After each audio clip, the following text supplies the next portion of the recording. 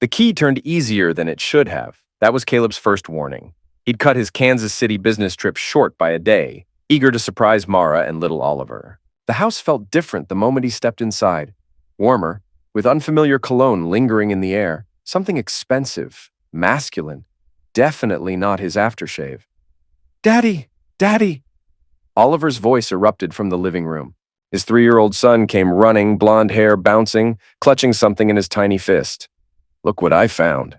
Caleb knelt down, smiling despite the unease crawling up his spine. "What have you got there, buddy?" Oliver opened his palm. 7 colorful latex rings scattered across Caleb's hand. Purple, blue, red, yellow.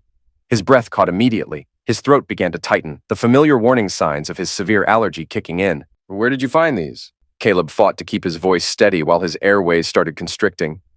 "In Mommy's room, under the big bed. The scary friend left them there." Caleb's vision blurred slightly. Severe latex allergy, anaphylactic reaction territory. He'd made sure Mara knew when they first started dating. No latex anything in their house. Ever. It wasn't just preference. It was life or death. "Oliver, go wash your hands right now, okay? Use lots of soap and hot water. Scrub really good." His son skipped toward the bathroom, humming happily. Caleb pocketed the rings and headed upstairs, each step heavier than the last. His hands were already starting to tingle from brief contact.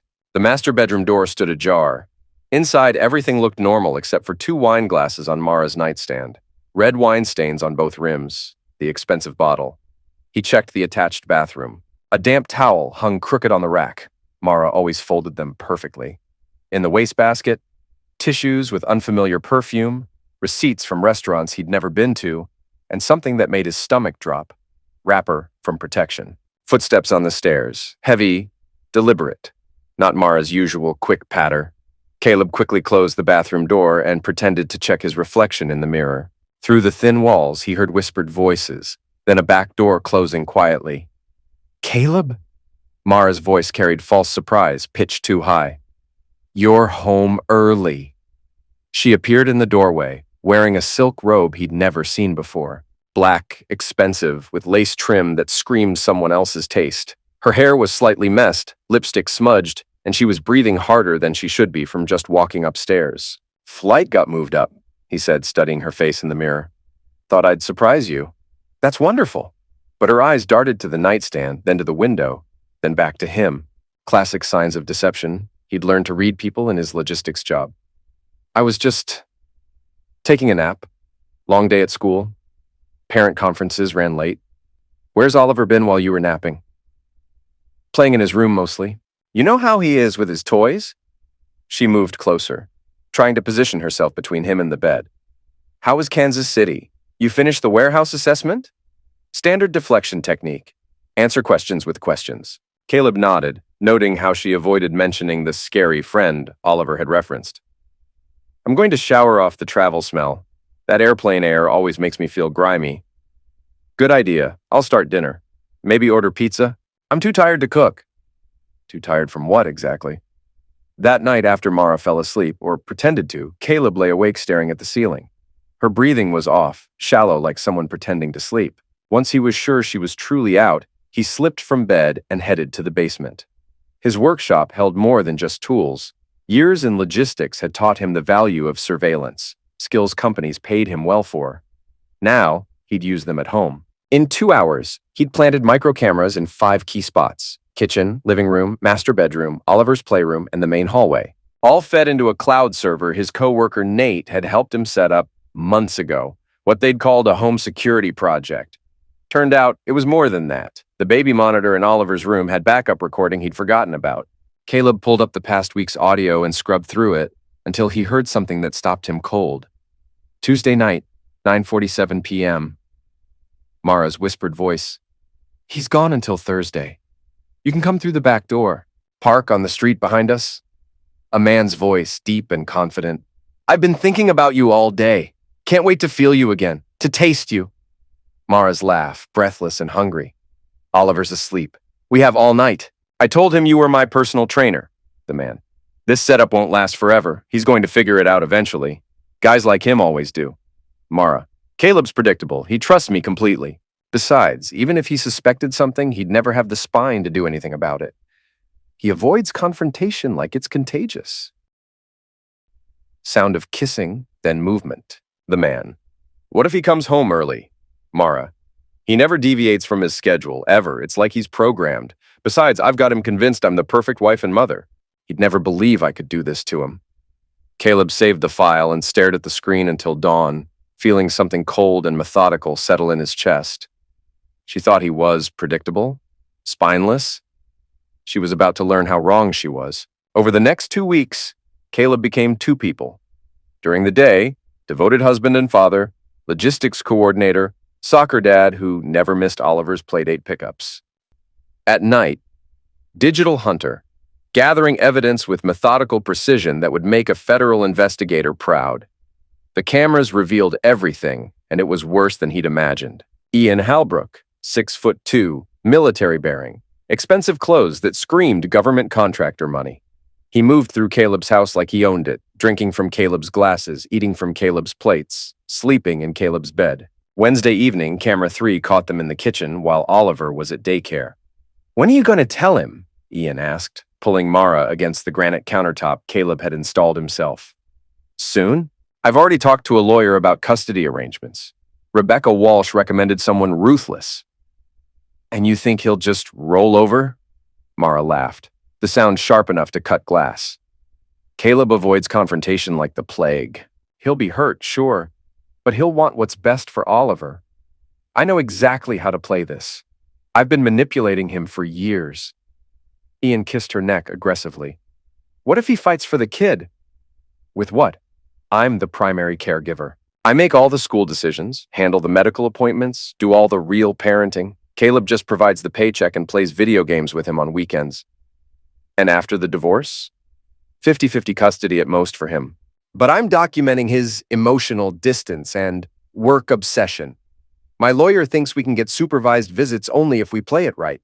How? Easy. I tell the court he's been displaying unstable behavior, mood swings, possible drinking problem. I've already started keeping a journal of his concerning incidents. Amazing how normal conversations can sound sinister when you write them down right. Ian's hands roamed over her body. "You're devious. I like that. You haven't seen anything yet. By the time I'm done, he'll be lucky to see Oliver once a month, and he'll be paying me for the privilege of losing his family." Camera 5 in Oliver's playroom captured the most unsettling footage. Lately, Oliver had been drawing pictures of a tall, shadowy figure he called Scary Friend. In every crayon scrawl, the figure stood beside his mother, sometimes holding her hand, sometimes looming over them both. Earlier drawings showed the figure far away, but over time he crept closer. Now he was in the house, in the bedroom, holding Oliver's mother while the boy huddled in the corner. Caleb met Dr. Talia Perez, Oliver's pediatrician and an old college friend, for coffee downtown. She flipped through the drawings laid out between them.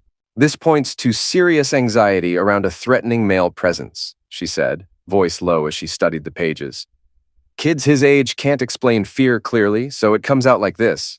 He's telling you someone near his mom makes him feel deeply unsafe." "What kind of unsafe?" Caleb hadn't touched his coffee in 20 minutes. "Hard to say without testing, but look at the patterns, how the figure grows larger and more central, how Oliver makes himself smaller. He sees this man as a growing threat, not just to him, but to the bond between him and his mother.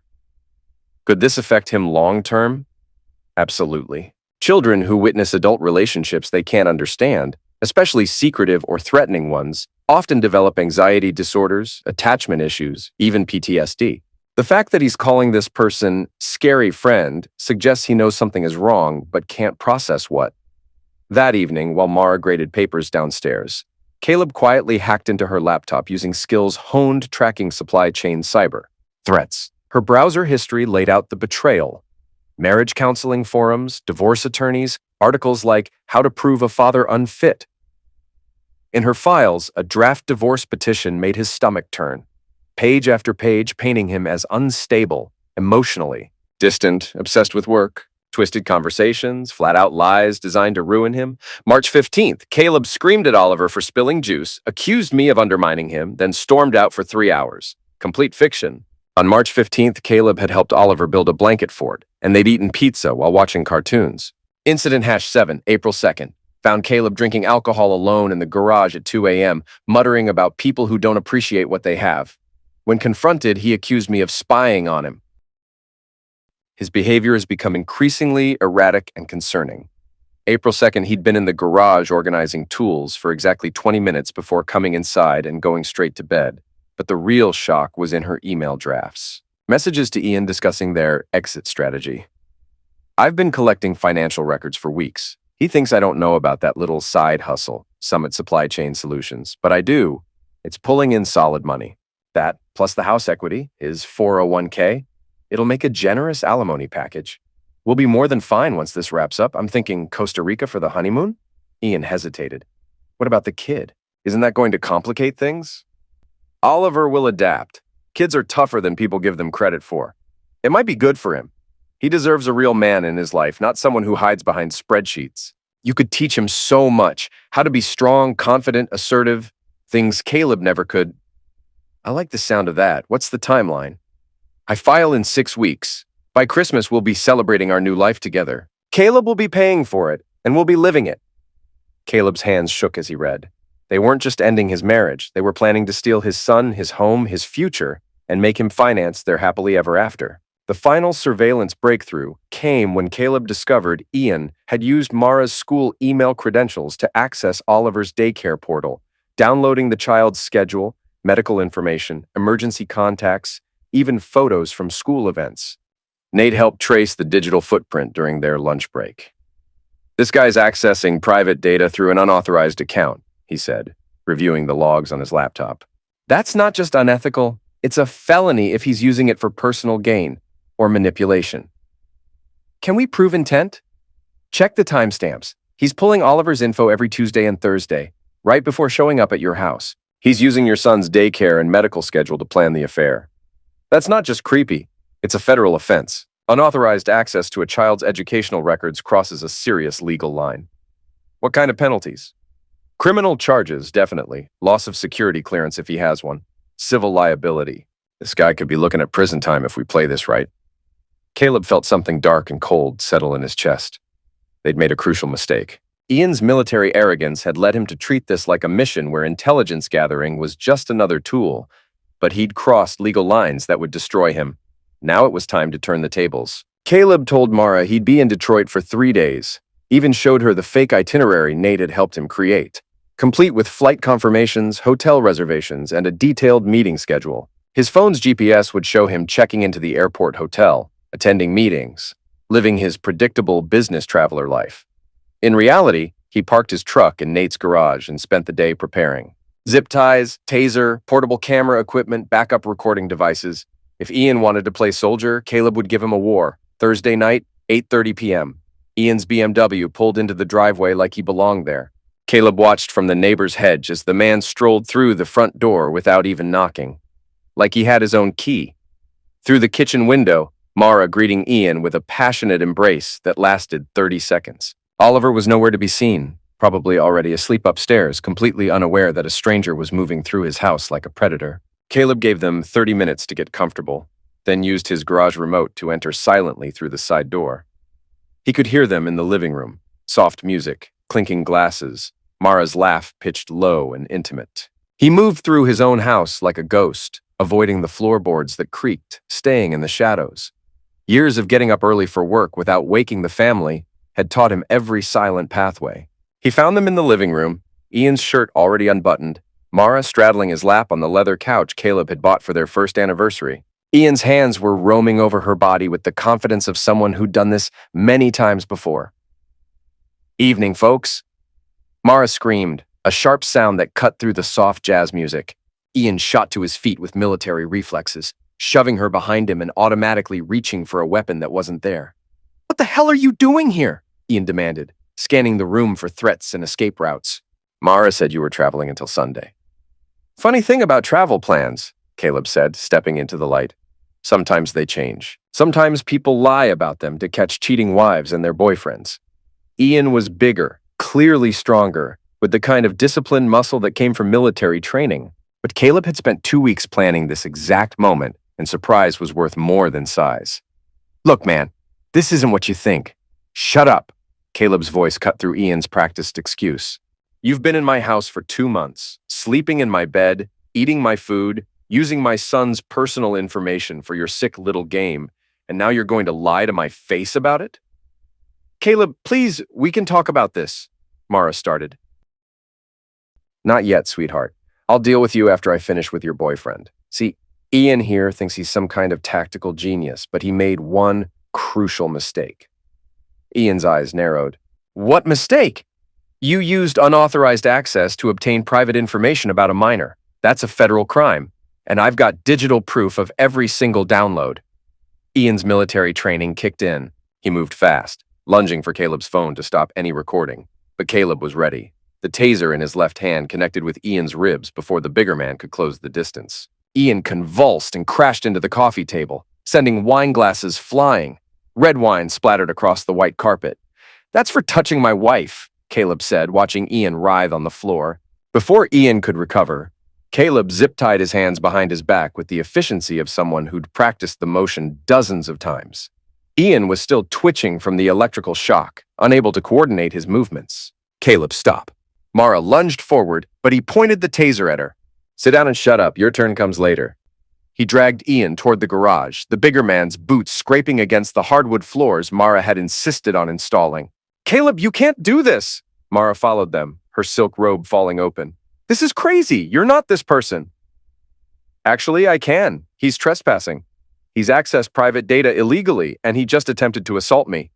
I'm making a citizen's arrest, which is perfectly legal in Illinois.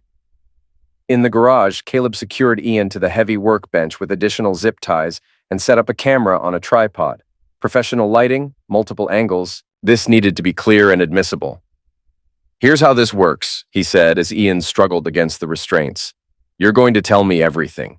Every detail of your relationship with my wife, every time you've been in my house, every piece of information you've stolen about my family. Go to hell!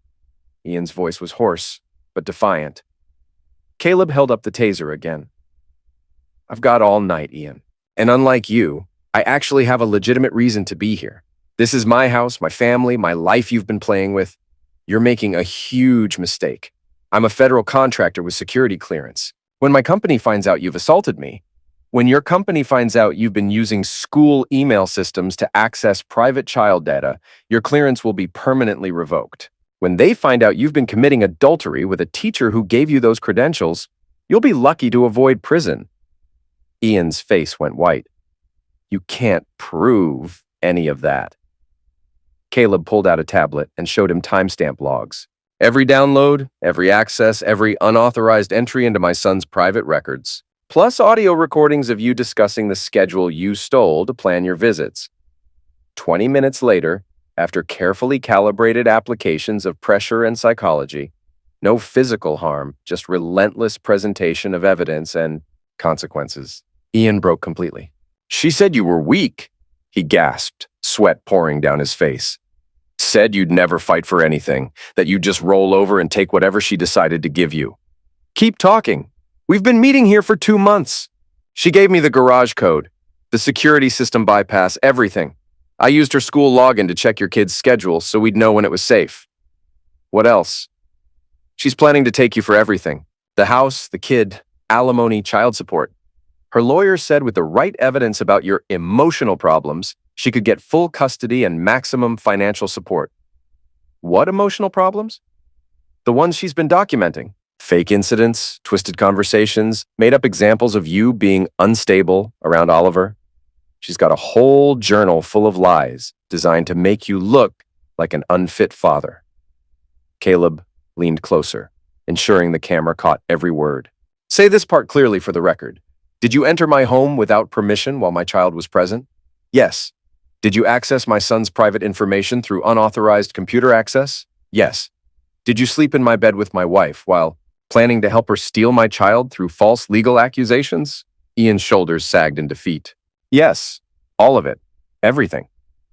Did you discuss using your relationship with my wife to gain information about my finances and property for the purpose of maximizing her divorce settlement?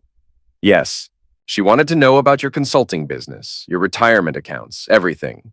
Caleb turned off the camera and began untying Ian. You've got 60 seconds to get out of my house before I call the police and show them this confession. Ian stumbled toward his car, holding his ribs. This isn't over, you piece of… Actually, it is. Check your work email tomorrow. Check your security clearance status. Check your bank account when your company freezes your assets pending the federal investigation. As Ian's BMW disappeared down the street, Caleb uploaded the confession video to multiple cloud servers, then sent anonymous tips to Ian's security company, the Department of Education's Privacy Office, and the FBI's Cybercrime Division. 3 separate federal agencies would be very interested in Ian's unauthorized access to educational records. Inside, Mara was pacing the kitchen, clutching her phone with shaking hands. You can't prove anything beyond tonight, she said, but her voice lacked conviction. It's your word against mine about everything else. Caleb pulled out a tablet and showed her 2 weeks of surveillance footage.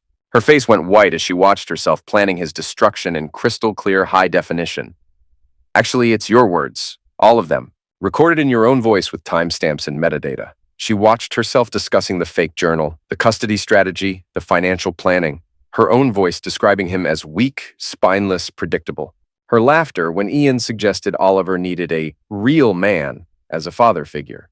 The lawyers will explain that Illinois is a one-party consent state for recordings, Caleb said. Everything you've said in this house is admissible in court. Every lie you've planned, every manipulation you've discussed, every scheme you've cooked up to steal my son. Mara sank into a kitchen chair, the fight going out of her. What do you want? I want my son safe from people who would use him as a weapon. I want the truth in court instead of your fabricated stories.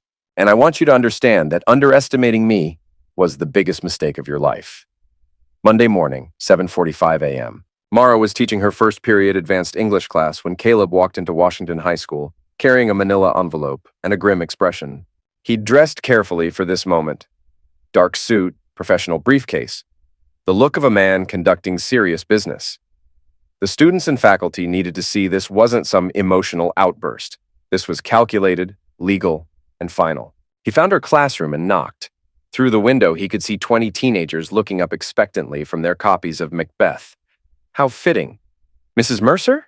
You have a visitor. Mara's face flushed deep red when she saw him. Her professional composure cracked instantly. This isn't appropriate, Caleb. I'm working. You can't just… So am I. He handed her the envelope in front of her students and colleagues. Divorce papers, custody petition, emergency restraining order. You're being formally served. The envelope was thick, professional, intimidating. Her hands shook as she took it. Class dismissed, she whispered to her students. Go to the library, study hall.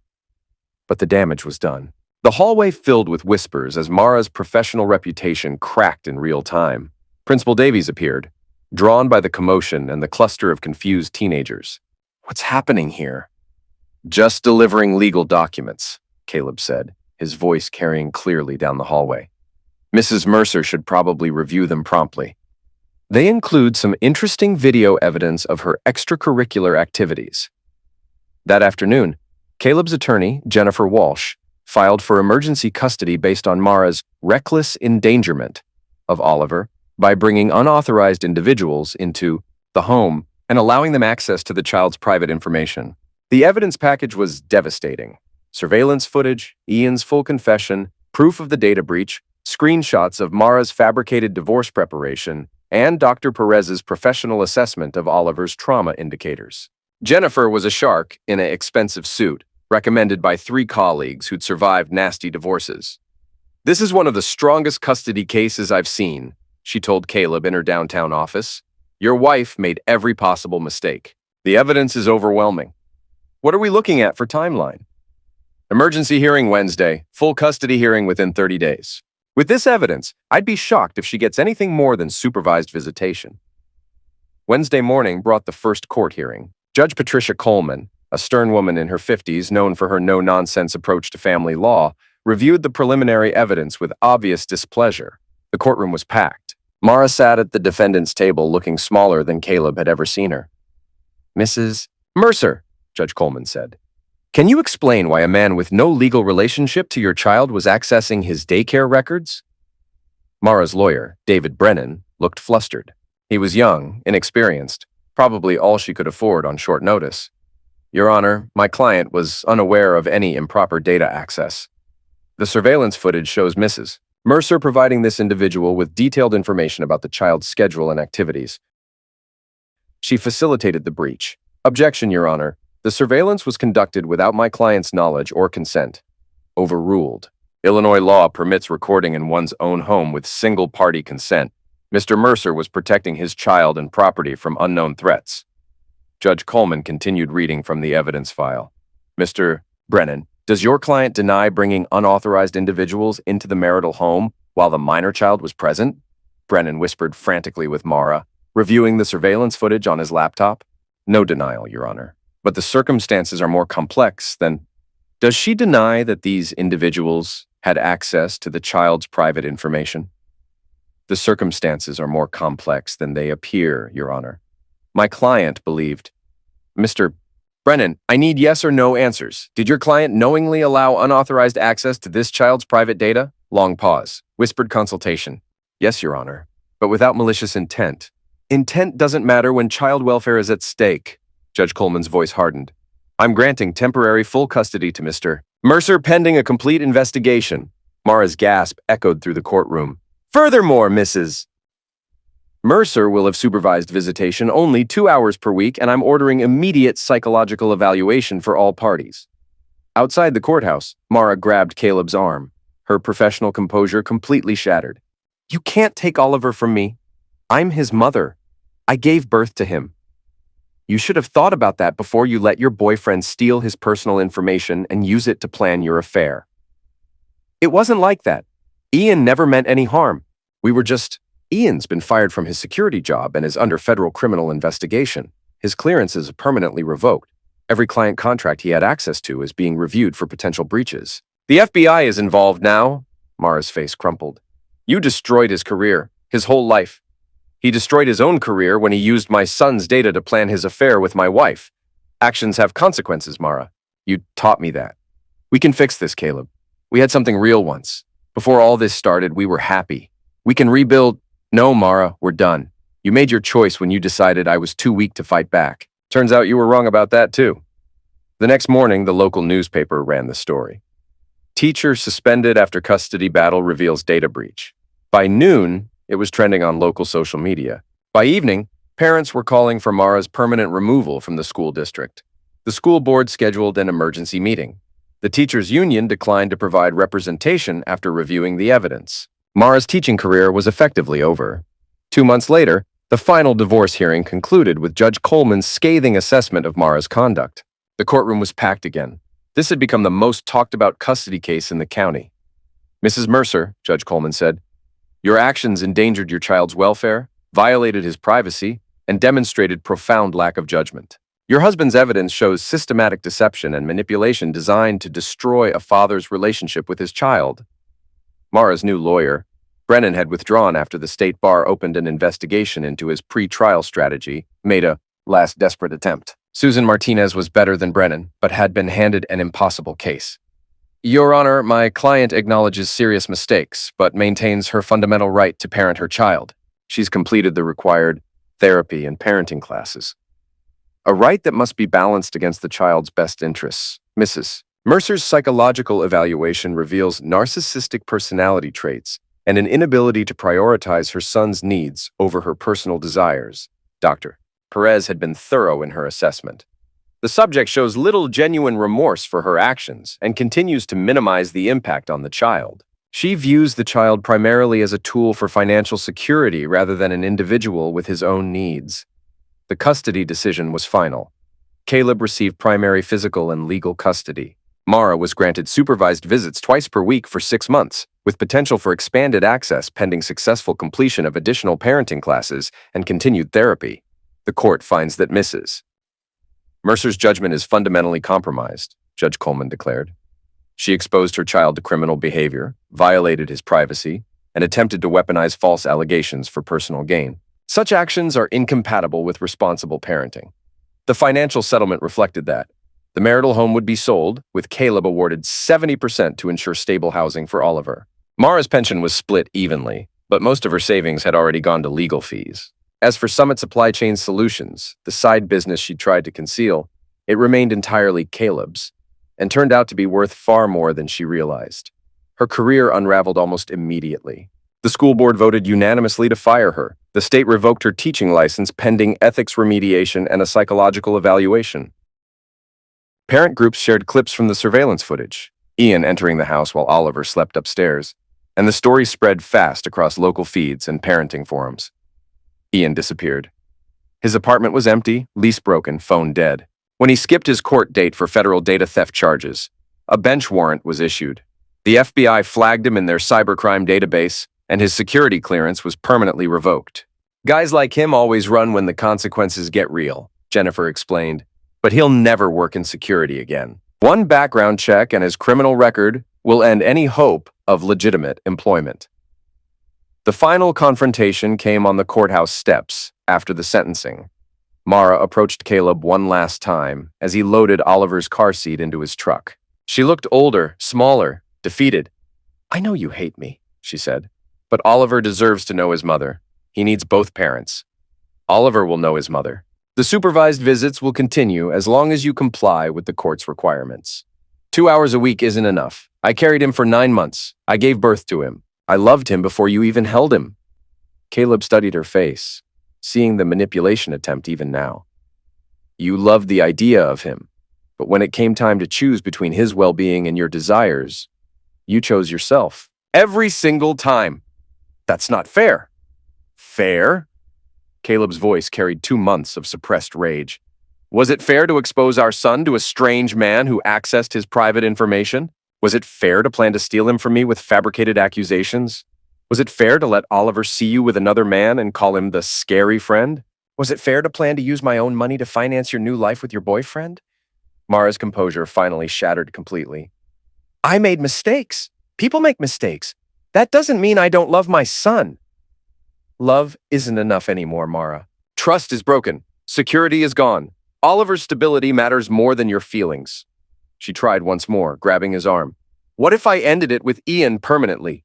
What if I proved I could change? What if I went to therapy for real this time? Ian's already gone, and you proved who you really are when you thought no one was watching.